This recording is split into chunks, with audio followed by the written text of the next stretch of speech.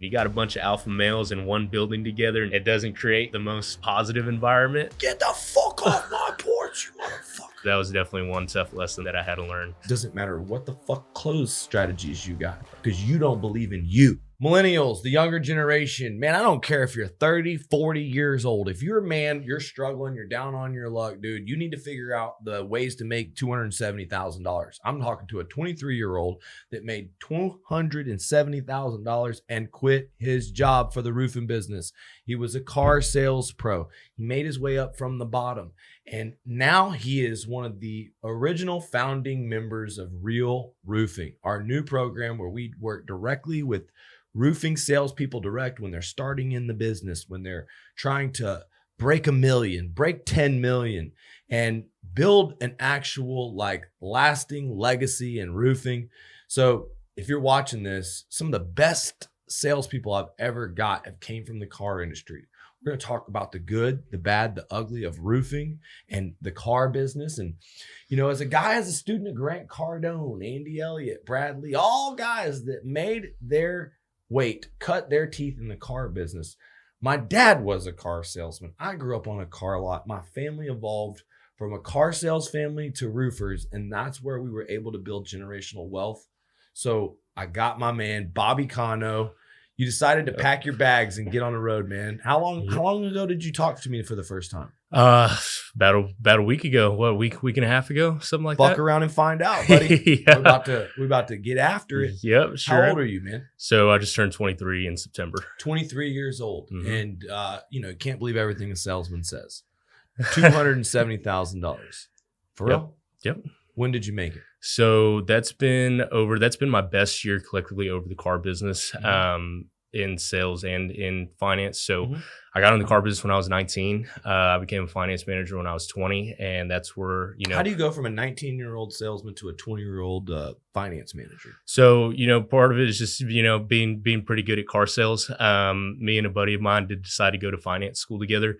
There's a special school kind of in the car world you can go to. That's kind of like your ticket. Did it cost you any money? It does cost money. Yes. Fuck yeah, dude. Yeah. So you were an earlier investor into your education. Absolutely. At 19, how much did it cost? That was a pretty penny. The program that I spent on was, I want to say, somewhere around $5,000. Nice, bro. At 19 years old, dude. Yep. So I did it online. I did it on my own time. It was me and my buddy. We were sitting in our kitchen. We both had the program.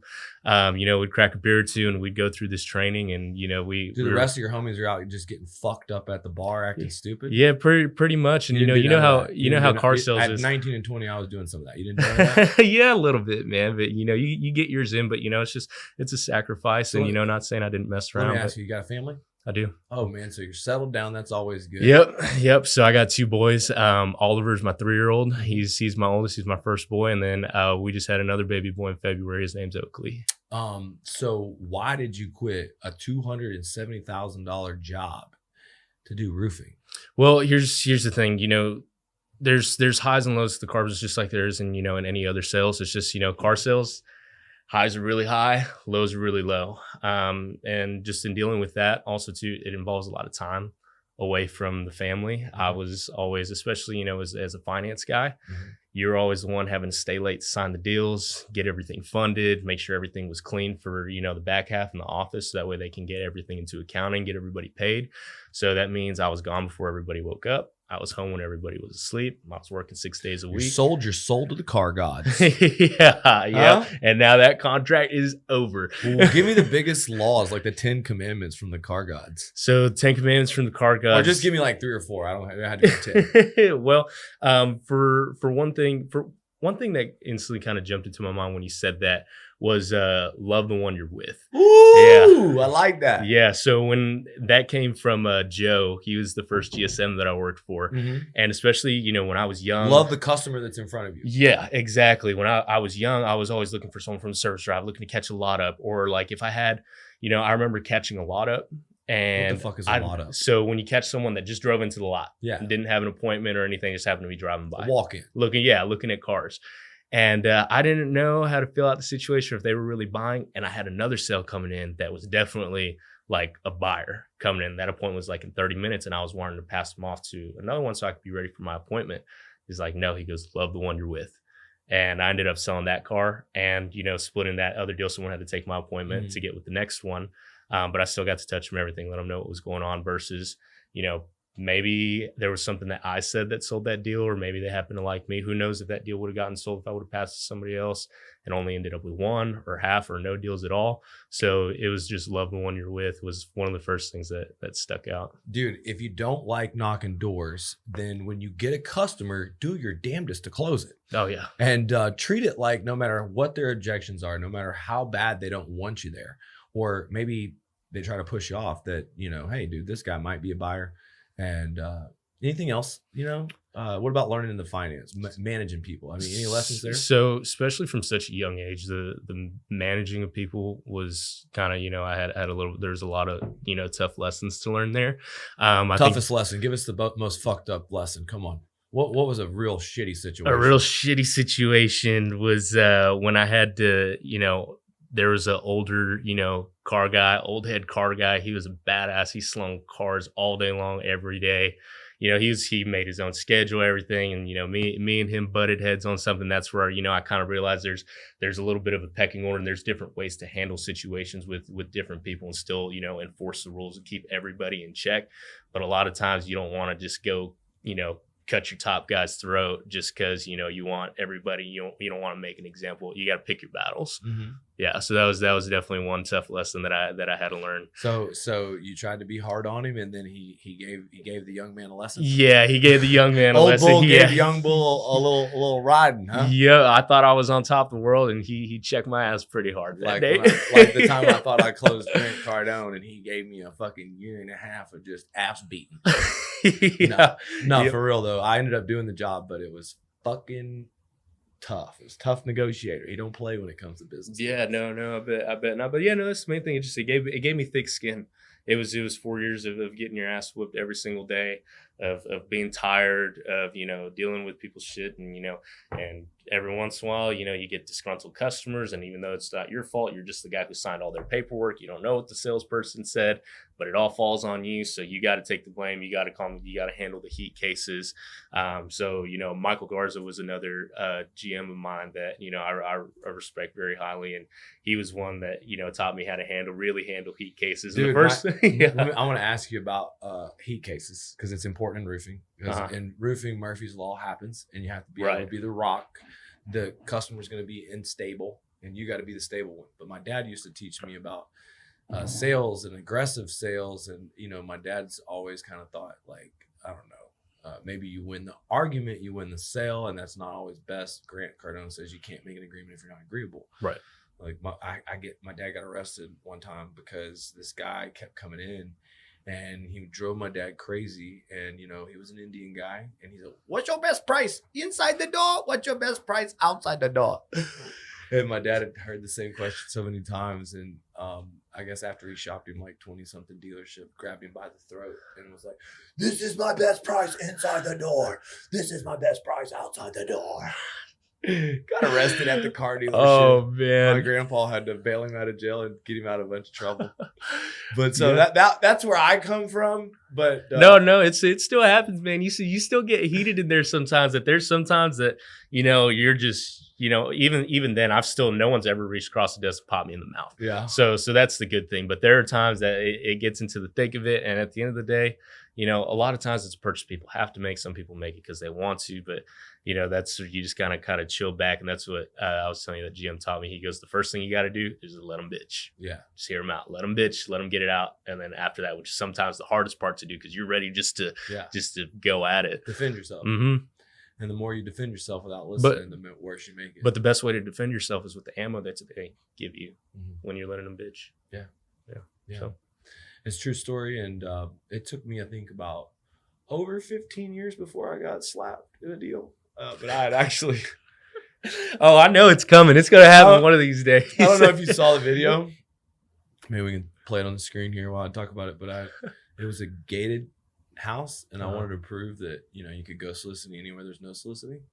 And so I had the video, like, guys stand at the gate, and I, like, squeezed in the gate, without permission type deal. And then The thing that pissed the guy off was I didn't just knock on the front door. I like knocked on the side door. I knocked on the garage. Like I was like rang the doorbell. Like I wasn't going anywhere because I knew he was there. And I guess he was taking a shit. He was drunk. He was mad because he came out there. Get the fuck off my porch, you motherfucker! And I just kept trying to sell him. And basically, I got in this, like, hey, you really need this. And he said, whop! And I had to think about hurting a little old man. And I was like, you know what? I kept fucking trying to sell son of a bitch. He said, don't make me get my gun. But only one. And basically, I probably deserved it. What the fuck made you quit? Like, what was the last straw? I wouldn't say that there was necessarily last straw for me. It was just really coming to the realization of like, is this really what I want to do? And the ugly, we said we were going to talk about the good, bad, and the ugly. The ugly part of the car business is that if you take, especially on the management side, if you take 10 guys that are managers in the car business, the majority of them are going to be divorced. That just wasn't a way that I wanted to head and take my life. And it's not anything that, that they're an asshole or, right. It's not, just shitheads that get into the car business, and they're not all sleazeballs or whatnot. A lot of them are really skilled salesmen. There's a lot to learn there, but it's just the fact it's the time constraint. It's a high stress job. When you combine those things, when you got a bunch of alpha males in one building together and you start throwing drugs and other stuff in there, it doesn't create for the most positive environment. So we don't believe in toxic masculinity around here. No, fucked up. No, it's like everybody hates on toxic masculinity until you fucking need some. Until it's time to throw down, or you need to protect something, or somebody's got to make 20 sales to save the company. Then that fucking toxic masculinity fucking front line motherfucker. Exactly. So that was really the realization I came to was, is this really where I want to go? Because it's not, everybody makes their own choices, but I'm not I'm not going to keep touching the stove if I already know the motherfucker's hot. And this is where most people burn their hands if they touch the stove. Well, it's simple. So a lot of people succeed and flourish and do well at car businesses. I just realized, for me, there's a calling to go do something else. So I got an email through Indeed for a roofing job because I was going to go be a sales manager at a Kia store in DFW and get back on the desk instead of doing finance. And it happened to be like 4 or 5 minutes away from my house. So I went and checked it out, and it ended up working out, and it gave me a whole new world of stuff that I didn't know and needed, got to learn again, and, fell in love back with sales, and I was ready for the challenge of door to door, and it ended up working out so far. And I'm ready. I feel like I'm just going up and up and up, and I still don't even know where the fucking top's at. And that's the cool part of it is that, when they say in sales, you can go make as much as you want. I feel like this is just such a good outlet and a good vessel to really see what you can fucking do. So how long you been in roofing? About 4 months now. Okay. So how long did it take for you to get your first deal, first 5 deals? My first day, I shadowed and got to see a contract, and then I got my first contract on my second day on the job. And then my first couple deals just kept on coming in after that, just because, I didn't know what objections there were at the door. I had the training, from the car business and the platforms I'd been on. I've trained with the company that brought you on give you training? It was just not a lot of car sales training. No, not like car sales training. So car sales training, that was another thing that was on me. I paid and invested in all my car sales training. I did that with Andy Elliott, and just after being, I was trained for 4 years on all these different types of objections for the cars.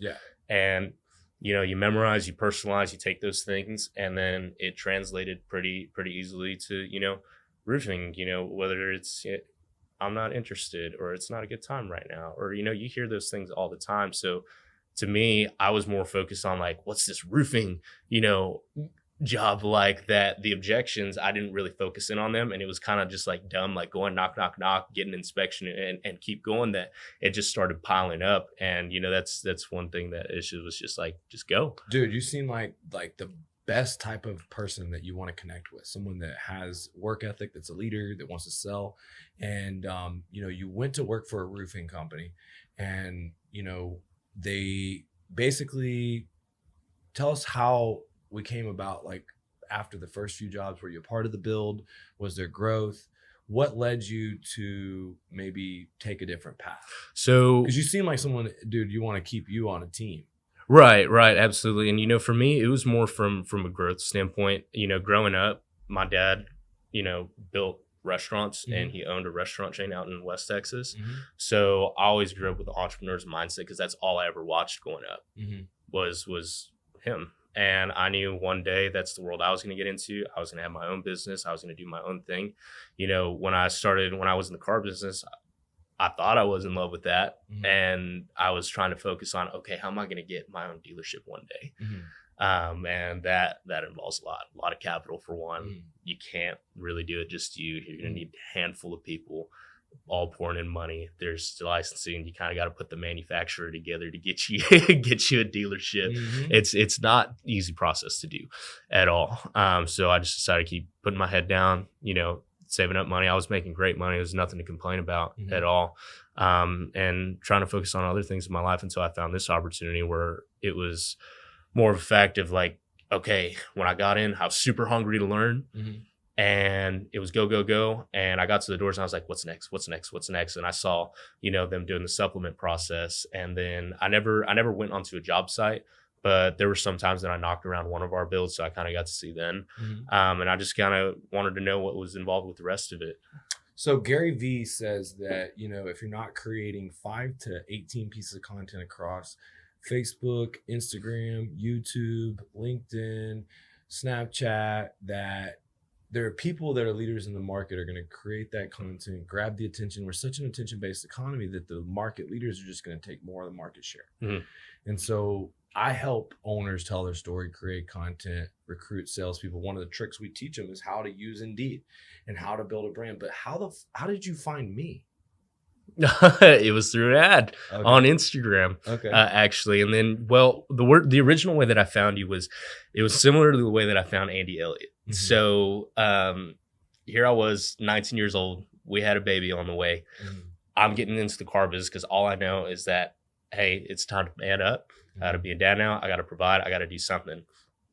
And ended up getting into the car business. I remember sharing a twin size mattress with my wife, and I'm turned over, she's turned the other way, and I have my phone and I have it quiet right next to my face. It's all dim, and I'm watching Andy Elliott's videos from like 4 or 5 years ago. He's writing on a piece of paper kind of before what he is now, just like soaking everything in to go to work the next day and use these word tracks that way I can make some money. And I found you the same way. I was on the couch in the living room, and she was asleep, and I was on my iPad going through looking up everything that I could about roofing because I wanted to learn. And I found you, and I started going down a rabbit hole with your videos. And then from there, just kept going. And then a couple weeks ago, saw an ad and kept seeing the same ad. Got the Contracting Growth Secrets book. And then from there, scheduled a call. Yep, scheduled a call. You had the balls to say, I want to work with you. I want to help. I need some help. Yep. And a lot of the guys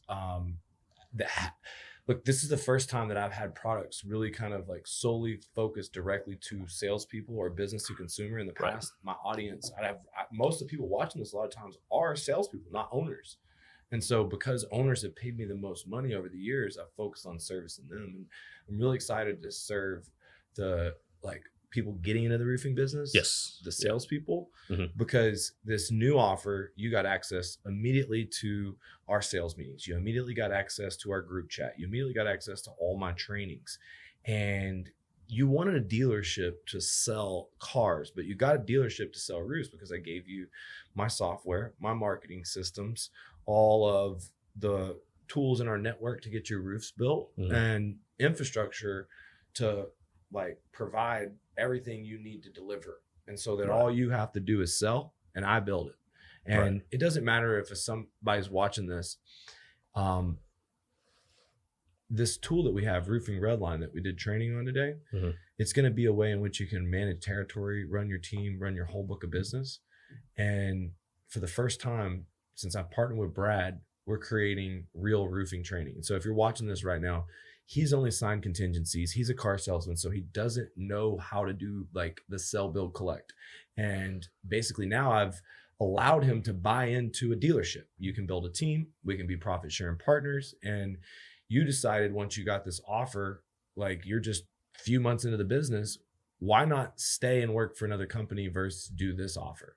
Right. Yeah, absolutely. And the main thing was getting to learn everything else in the business, because you provided, and getting into Sky Diamonds and everything, and all the training that you gave me before I got to come here for several days really kind of, now I have, there's things that I got to learn and I got to pick up to be able to run things the way that they're supposed to be run when I get back to Texas.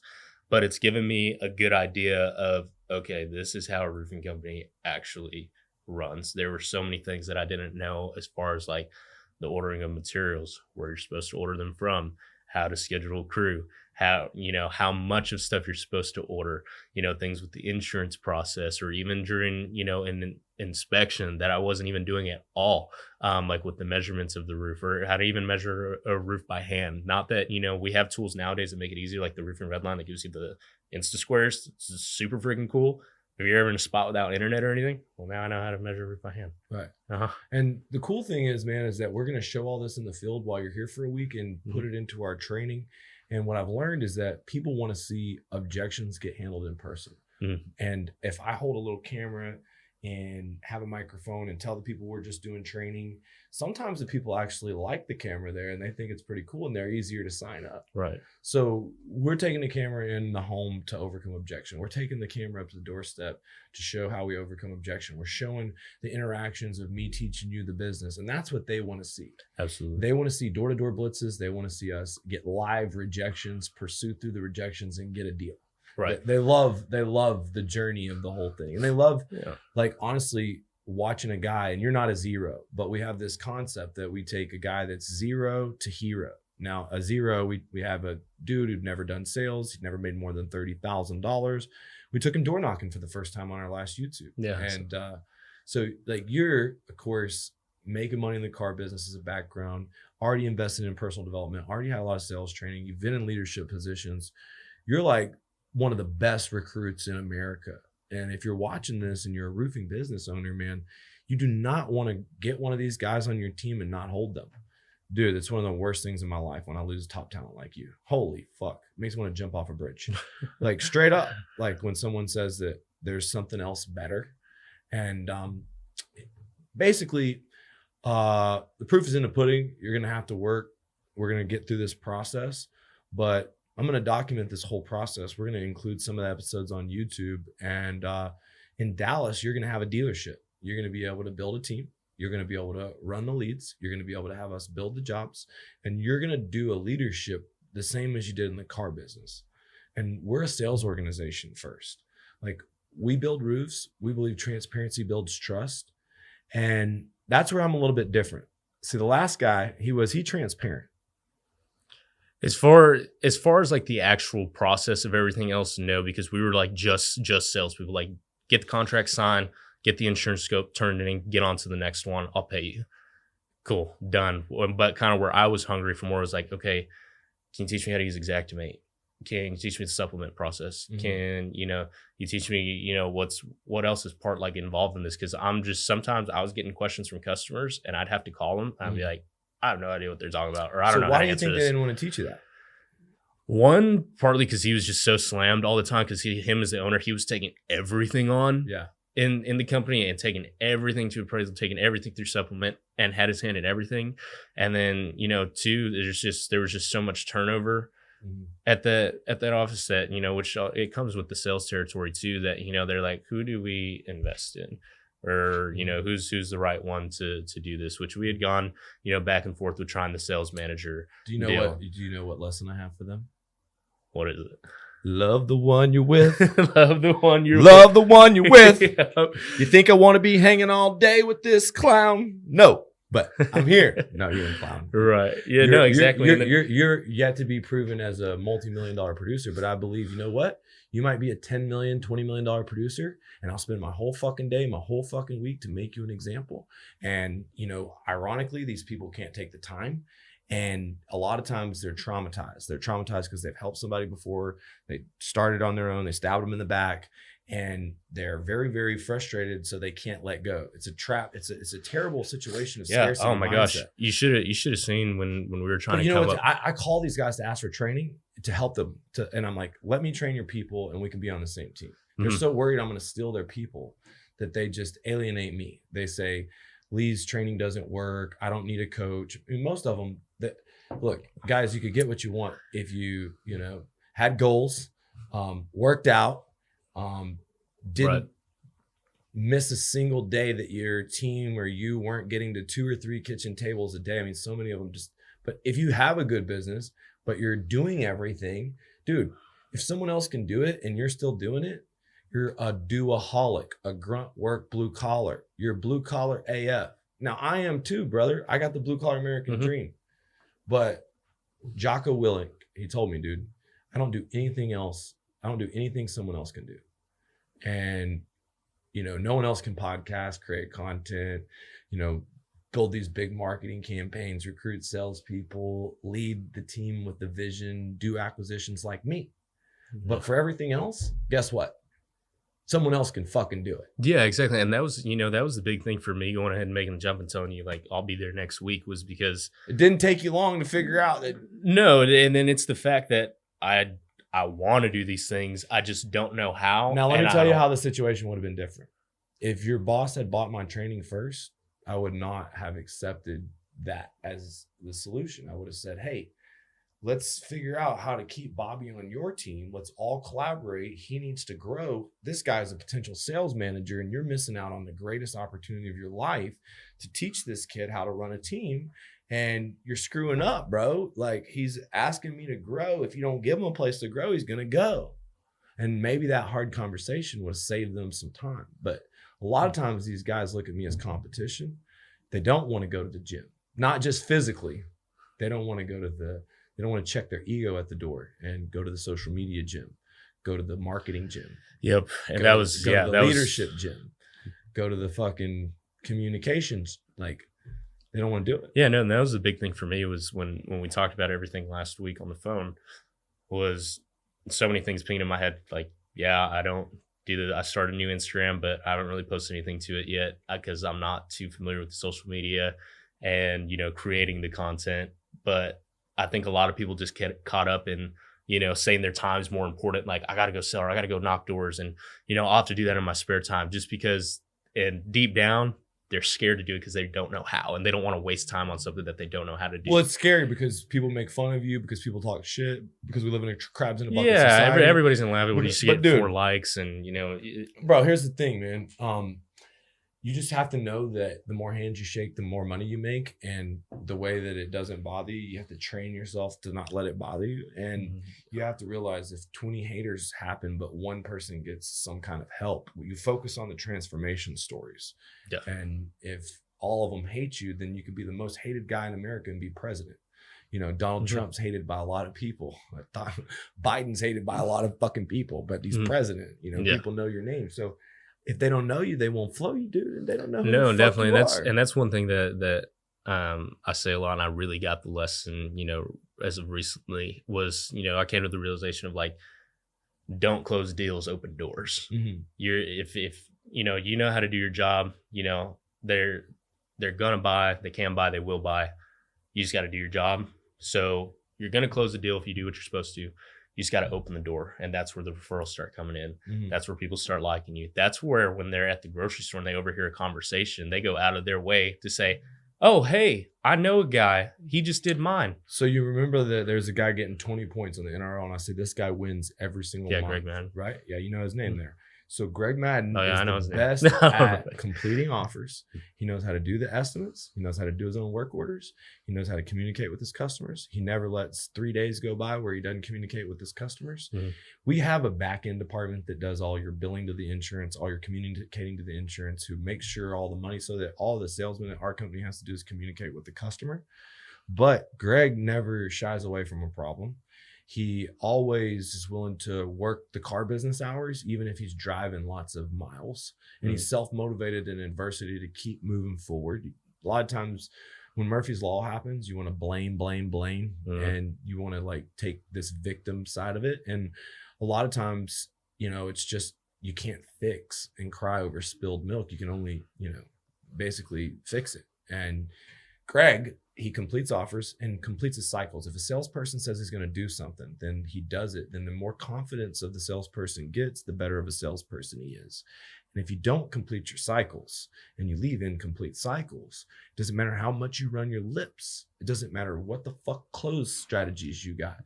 Eventually, you start talking out of both sides of your mouth because you don't believe in you. No, definitely. Yeah, no, because I mean, it's like you're saying, confidence is just the memory of success. But if you never made yourself finish to the point of success, you'll know, and you're not going to handle things right. Plus, it also, customers can smell it. When you're, there's not every roofer is going to go talk to them about like going in depth on their estimate, or what's the status of the ordering their materials, or the kind of the in-depth nitty-gritty details that they may just throw out there just to give the customer an update.